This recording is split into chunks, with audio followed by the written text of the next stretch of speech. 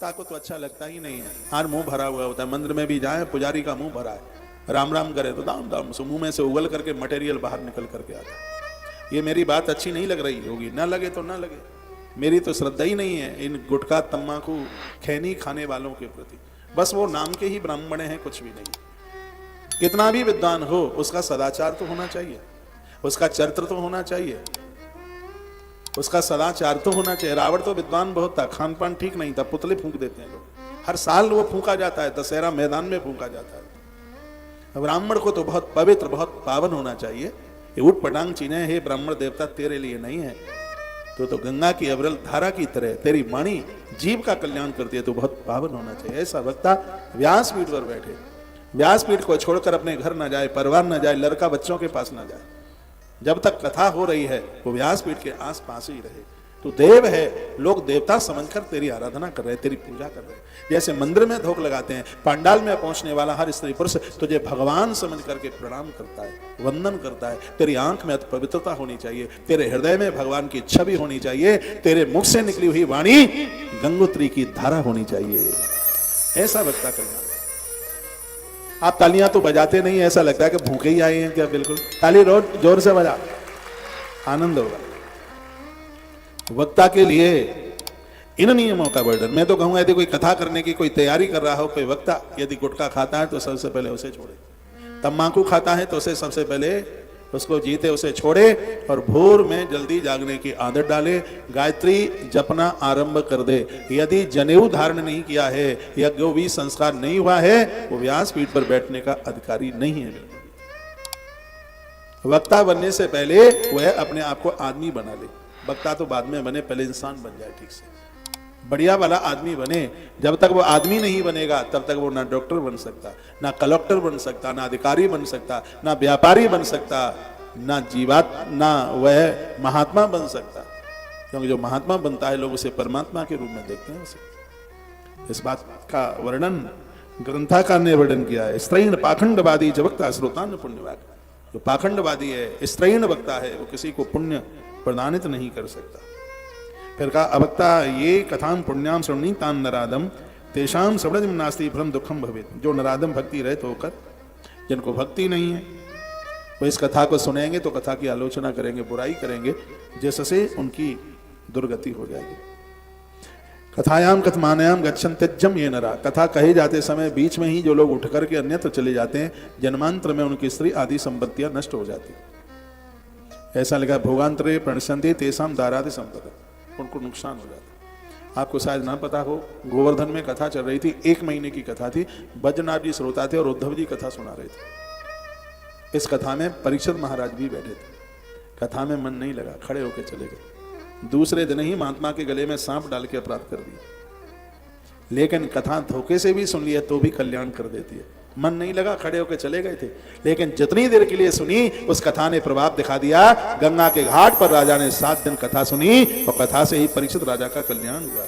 कथा तो कैसे भी सुन ली गई है, कथा कल्याण ही करती है, इसमें कोई संशय वाली बात नहीं है। वो लोग बड़े बड़भागी हैं, भाग्यशाली हैं जिन्हें कथा श्रवण करने का सौभाग्य प्राप्त हो जाए।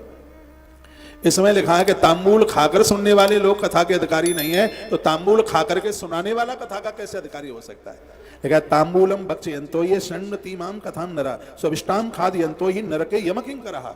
श्लोक 43 नंबर का 6 नंबर का अध्याय है। जो पुरुष पान चबाते हुए इस कथा को सुनते हैं उन्हें नरक में यमदूत उनकी ही विष्ठा खिलाते हैं। ये तो श्रोता के लिए है। जो गुटखा बीड़ी सिगरेट तंबाकू खा पी के कथा सुनते हैं, ये तो उनके लिए है। और जो तंबाकू खा के कथा सुनाते हैं, अब विचार कर लो कि उनके लिए क्या नियम होगा भगवान के। कथा रटंतु, कागज रट करके सुना दें। आज के समय में कुछ नहीं लगता, 16 साल लगती है कथा की तैयारी। 16 साल, 16 साल का डिप्लोमा समझिए। ये कैसेट सुन करके पन्ना रट के ये वो कथा नहीं। इसमें सबसे पहले वक्ता को सदाचारी होना होता है, आसन जीतना पड़ता है, जीव जीतनी पड़ती है, इंद्रियां जीतनी पड़ती हैं, तब कहीं वह उस कथा का अधिकारी होता है। जो पुरुष पान चबाते हुए कथा सुनते हैं, यमदूत उनकी ही विष्ठा उनके मुंह में डाल देते हैं मृत्यु के समय। जो लोग ऊंचे आसन पर बैठकर वक्ता से ऊंचे आसन पर बैठ के कथा सुनते हैं, वे समस्त नरकों को भोगकर अंत में कौए की योनि को प्राप्त होते हैं। यह भी वर्णन किया, भुक्ता ते नरकान सर्वास्त काका भवंती, कौआ को बनते। जो लोग विरासन आदि से बैठकर इस कथा को सुनते हैं, ये सबके कहा दिया जो लेटकर कथा सुनते हैं, लेटे कथा सुनते हैं, उन्हें अजगर नाम का सांप बनना पड़ता है। अनातुरा से आनाम ये श्रवणी तामाम कथा नरा भुक्ता ते नरकान सर्वान भक्त्यंत अजगरादया, अजगर नाम का सांप उन्हें बनना पड़ता है। वक्तुम समासनारूढ़ा ये श्रृणवन्ति कथा में गुरु अल्प समम पापम प्राप्स्यते नारकाई सदा। जो वक्ता से ऊंचे आसन पर बैठ के कथा सुने, कहते हैं कि गुरु शैया पर बैठ पर गुरु जी की चरण पादुका पहनने पर, जो कभी भी भूल करके भी गुरुदेव की चरण पादुका भूल के न पहने, धोखे से भी गुरुदेव के आसन पर न बैठे, उनकी सैया पर न बैठे। कहा है कि जघन्य अपराध। मैं तो कहता हूं आपके घर में कोई महात्मा आया, कोई साधु आया, तुमने अपना कमरा दिया, बेड बिस्तरा दिया, नई चद्दर बिछाइए, जब वो चले जाएं तो उस चद्दर को अपने प्रयोग में मत लीजिए, कोई और महात्मा आए उनको बिछा दें, नहीं तो घर ही लगा करके सतह लगा करके उसे रख दें, उनके चद्दर पर, उनके बिछौने पर, खुद उसको प्रयोग में न लें। जो इस पवित्र कथा तथा वक्ता की निंदा करते हैं वो 100 जन्मों तक दुख भोगकर अंत में कुत्ते की योनि को प्राप्त होते हैं।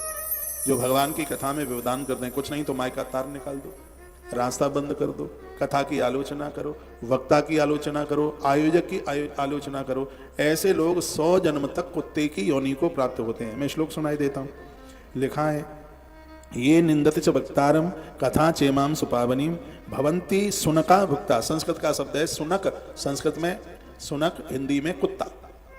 कहते हैं भवंती सुनका भुक्ता दुखम जन्म शतम ही दे। 100 जन्मों तक उनको स्वान की योनि में, कुतरे की योनि में जाना पड़ता है। जो भगवान की पवित्र कथा की बुराई करते हैं, नहीं मन लगता है मन जाइए, पर ना तो कथा की बुराई कीजिए, ना कथा कराने वाले की बुराई कीजिए, भले वो दुश्मन क्यों नहीं है, ना कथा कहने वाले की आलोचना कीजिए। ये भगवान महादेव के शब्द है। कहते हैं कथा होते समय जो बीच में गंदगी फैलाते हैं, लिखा है किसी भी प्रकार की गंदगी फैलाते हैं, लोगों का धन हरण कर लेते हैं, किसी की जेब काट लें, किसी की जूती चप्पल पहन करके चले जाएं, किसी भी प्रकार की गंदगी फैलाते हैं, लोगों का धन हरण कर लेते हैं, किसी की जेब काट लें, किसी की जूती चप्पल पहन करके चले जाएं, ऐसे लोग घोर नरक पाकर के अंत में खर गधे की योनि को प्राप्त होते हैं। ऐसा नहीं है कि पानी पिए बोतल और वहीं छोड़ दें, नहीं तो पांडालों में बोतल ही बोतल दिखाई देती है, बिस्किट खाया वहीं पूरा छोड़ दें उसका, नहीं, गंदगी नहीं हो बिल्कुल भी। वो भी श्लोक यहीं का है कि जूते चप्पल पहन करके, अब मैंने कल बोला, हो सकता है आपको बुरा लगा, ये यहाँ यही श्लोक में लिखा है। उपाहन कहते हैं संस्कृत में जूते चप्पल को, उपाहन। जो उपाहन पहन करके कथा परिसर में पहुंचते हैं वो अपने संपूर्ण पुण्यों को छीन कर देते हैं, पुण्य खत्म कर लेते हैं, और ऐसी योनि में वो प्राप्त होते हैं जो मैं ये चर्चा ही कर रहा हूं। तो यह गलती कभी ना हो। और आपके यहाँ गोंडा में तो इतनी कथाएं चलती रहती हैं, तो क्या आपको कभी किसी ने बताया नहीं कि जूते चप्पल पहन के पंडाल परिसर में नहीं जाते, जूते चप्पल पहन करके कथा नहीं सुनते? किसी ने बताया तो होगा। ये कोई शास्त्री, ये कोई शादी विवाह का पंडाल नहीं है, यहाँ सभी देवी देवताओं का कथा परिसरों में आह्वान किया जाता है। सगरे देवता आते हैं, नगर के क्षेत्रपाल देवता पहुंचते हैं, ग्राम देवता पहुंचते हैं। हमारे यहाँ तो पुलिस वाले भी पंडाल के बाहर जूतियां चप्पल उतार देते हैं अपनी, अंदर पहन करके नहीं जाते। ये लिखा है, ये वर्णन किया गया है, कहा गया है यह गलती करने वाले भुक्ता ते नरकान घोरान भवंती गर्दभास्ततः। संस्कृत में गर्दभ कहते हैं, हिंदी में खर कहते हैं, और ज्यादा हिंदी में गधा कह देते हैं, डोंकी, DONKY, डोंकी। तो यह त्रुटि, यह गलती हमसे कभी भी ना हो। और हमारे और आप जैसे लोग जानबूझ करके गलती कर देंगे तो फिर दिक्कत हो जाएगी।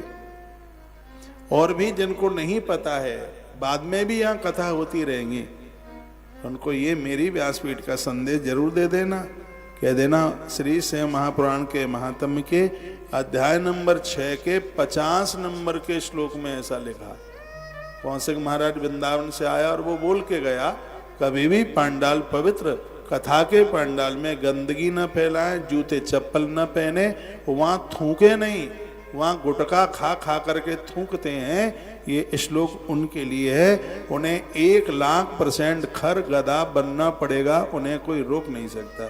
सो भट्टे की ईंटें और ढोनी पड़ेंगी। आए थे हर भजन कोंटन लगे कपास। यदि गलत बोल रहा हूं तो मेरी बात कोई काट के तो बता दे, गलत साबित कर दे तो उसको पैसा और दिया जाएगा इनाम, यदि बिना प्रमाण के बात है।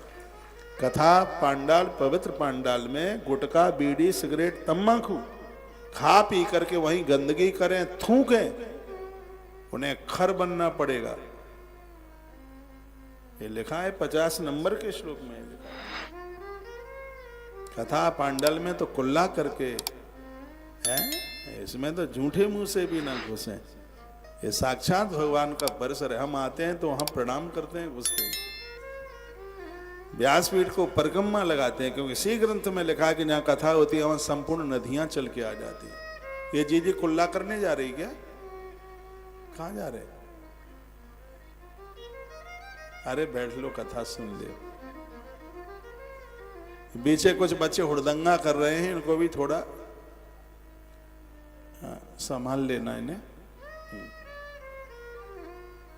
कथा सुन रहे हैं, सुन तो रहे ही है, लेकिन उसको एक नियम के साथ, विधि के साथ सुना जाए तो कथा अगले साल कल्याण नहीं करेगी, कथा इसी समय माला माल कर देगी, आनंद कर देगी, आनंद। कथा टेलीविजन पर भी सुनने वाले लोग बड़े खुश हो रहे हैं। मैंने बहुत देखा है, लोगों के घरों में रुकने वाले लोग इतना पीक थूक थूक करके ऐसा कर देते हैं, बिगाड़ देते हैं, बड़ा कष्ट होता है। घर कितनी मेहनत से, ऑफिस कितनी मेहनत से बनाया जाता है। परमात्मा बचाए इन गुटखा खोरों से। बीड़ी, गुटखा खा खा करके ऐसा पीक, ऐसा थूकते हैं वहां, कैसे अपने जीवन को बर्बाद कर रहे हैं। ज्यादातर ऐसे सरकारी बिल्डिंगों की तो ऐसी हालत होती है, मेरी बात कागजों पर छाप करके पर्चे बांटे जाएं इस बात के। ईश्वर के दरबार में कितना बड़ा दंड है इनके लिए, जो ऐसी सार्वजनिक जगहों को, पवित्र स्थानों को जो अपवित्र कर रहे हैं, थूक थूक करके मटिया मैल कर रहे हैं, गंदगी फैला रहे हैं। चाहे पंडाल की गंदगी है, चाहे नदियों की गंदगी, चाहे मंदिरों की गंदगी, चाहे आपको पता है अस्पतालों में धन्वंतरी महाराज होते हैं, चाहे वो एलोपैथिक वाला हो, चाहे वो आयुर्वेद वाला हो, कोई भी हो, आखिर में तो वहां प्राण बचाए जाते हैं लोगों के, लोगों को जीवन बचाया जाता है। ऐसी जगहों की स्वच्छता, मैं डॉक्टर साहब का अस्पताल है, मैं इसलिए नहीं बोल रहा हूं, ये आयोजक ना होते तो भी ये बात मैं बोलता। कोई भी ऐसे जो स्थान है, सार्वजनिक जगह है, मैं तो कहूंगा कि बस स्टैंड पर भी थूका थाकी ना करे। आप कहोगे तो फिर कहां थूके? अपनी जेब में थूक लो ना फिर, है तुम्हें अपनी जेब, तो अपने कपड़े तो तुम्हें बड़े प्यारे हैं, तो वो भी जगह, तो अपने कुर्ते की जेब में तो कभी नहीं थूकते आप, अपने पर्स में तो थूकते नहीं, जो थैला लटका के जाते हैं उसी में थूको ना फिर। और किसी की जगह को क्यों खराब कर रहे हैं, उसी में थूको। ये त्रुटि, ये गलती कभी ना हो। बाहर इस श्लोक के लिए तालियां बजाओ, ये तो मेरे दिल को छू गया। 50 नंबर का श्लोक है, अध्याय नंबर 6 से महापुराण महात्म्य, श्लोक नंबर 50। इसमें कहा गया कि परमात्मा गधा बना देगा, खर बना देगा। हाँ, ईंटें 100 ढोनी पड़ेंगी एक संग में रख करके। तो कई जन्मों की याद। माताओं, मेरा ये संदेश बता देना, जो थूका थाकी करते हैं, गंदगी फैलाते हैं, उन्हें मंदिर में प्रसाद मिला केले का, मैंने देखा है, केला खाया, छिलका हमारा बाप उठाने को आएगा, वहीं डाल देते हैं। केला खाया, छिलका वहीं डाला, और कहते हैं हम बहुत बड़े भक्त हैं। ये हमने देखा है, वो बराबर देखते हैं। शिवरात्रि के समय पर कांवड़ चढ़ाने वाले लोग वो सीसी का जल चढ़ाएंगे और लोगों के पाम फाड़ने के लिए वो सीसी वहीं डाल देंगे। जितना गंगाजल फिर मंदिर में चढ़ता है शिवालय में, उतना ही लोगों के पाम फट करके खून की भी धारा उतनी ही बहती है। ऐसी गलतियां हम बिल्कुल न करें। ये संदेश है इस कथा का। आज भी अभी मैंने बोला है, हम कलेक्टर बने उससे पहले हम आदमी बने, डॉक्टर बने उससे पहले हम आदमी बने, उद्योगपति बने उससे पहले हम आदमी बने, कथावाचक बने उससे पहले हम आदमी तो बन जाएं, इंसान तो बन जाएं। कथावाचक बाद में बन लेंगे, पहले हम इंसान बन लें, आदमी बन लें। तो ये श्रोता के लिए और वक्ता के लिए और सबके लिए ये बात बताई गई। हमारा बुरा लगे तो माफी मांग, वैसे माफी तो गलती की मांगी जाती है, हम तो कोई गलती तो कर नहीं रहे हैं, महादेव का संदेश सुना रहे हैं आपको।